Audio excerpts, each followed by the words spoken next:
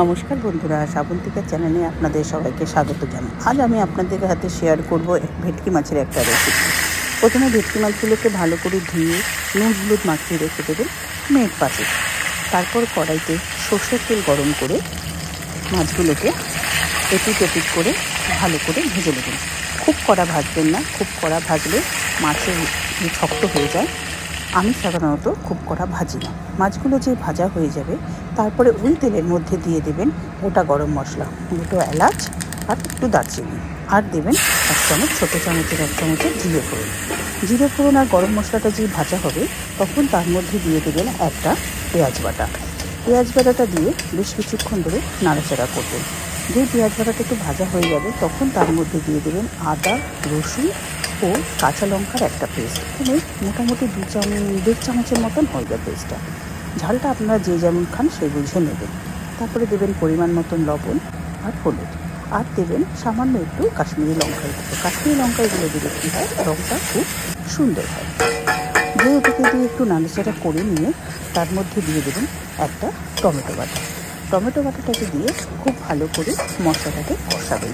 এই সময় গ্যাসটা আপনারা মিডিয়াম ফ্লেমে রাখবেন, নাহলে মশলাটা পুড়ে যাবে। টমেটো বাটাটা যে কষানো হয়ে যাবে তখন তার মধ্যে দিয়ে দেবেন রোস্টেড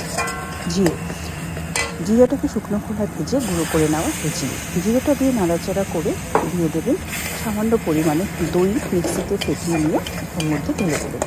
দইটা যখন দেবেন আপনারা গ্যাসটা তখন কমিয়ে রাখবেন, নাহলে দই ফেটে যাওয়ার একটা সম্ভাবনা থাকে। দইটা দিয়ে বেশ ভালো করে মশলাটাকে কষাবেন, আর দেবেন সামান্য একটু চিনি। টক দই দিয়ে আমি তাতে চিনি একটু দিই, তা নাহলে টেস্টটা ঠিক ব্যালেন্স হয় না। এইভাবে মশলাটাকে আপনারা খুব ভালো করে কষাবেন। কষাতে যখন দেখবেন সাইড দিয়ে তেল ছেড়ে দিয়েছে তখন তার মধ্যে দিয়ে দেবেন গরম জল। আগে থেকে গরম জলটা করে রাখবেন, করে রেখে সেই গরম জলটা ওর মধ্যে দিয়ে দেবেন। গরম জলটা দিয়ে ঝোলটা যেই ফুটে উঠবে তখন ওর মধ্যে দিয়ে দেবেন আগের থেকে ভেজে রাখা মাছগুলোকে দিয়ে প্রথমে আপনারা একটু হাই ফ্লেমে মাছটাকে ফুটতে দেবেন। তারপরে আপনারা গ্যাসটাকে কমিয়ে মাঝারি আঁচে মাছগুলোকে সেদ্ধ হতে দেবেন। কিছুক্ষণ এভাবে রান্না করার পর যখন দেখবেন যে গামাখা হয়ে এসে, এবার ঝোলটা আপনারা যে যেমন খান সেই পরিমাণে রাখবেন, তবে খুব বেশি ঝোল রাখবেন না, খেতে ভালো লাগে না।